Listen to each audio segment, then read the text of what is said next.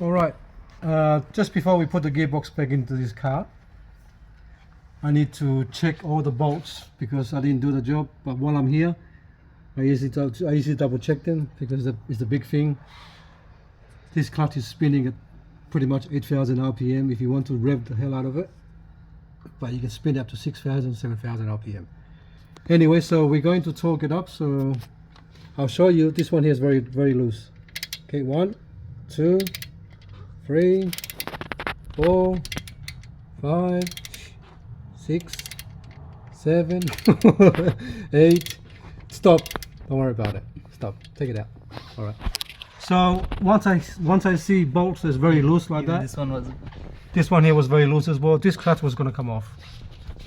Not come off right off, but it's going to be big vibration in the car when you push the clutch down. So tomorrow morning we're going to remove this clutch here and then check the flywheel. Make sure the flywheel bolts are tight, and at the same time put the clutch back on and then torque it up to 25 Newton meters. Okay, so we're going to do that tomorrow. So there's a little bit of oil leak from there. Not sure if it's from the rear main seal or the actual intermediate shaft seal at the bottom. You can actually see the seal there.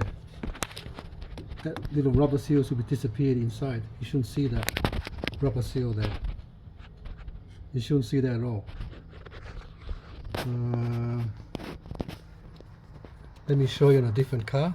Anyway, so we're gonna remove the clutch pressure plate off, and we're gonna remove the flywheel and double check everything properly, because there's no point assuming everything is tight while everything is out. Might as well do it properly.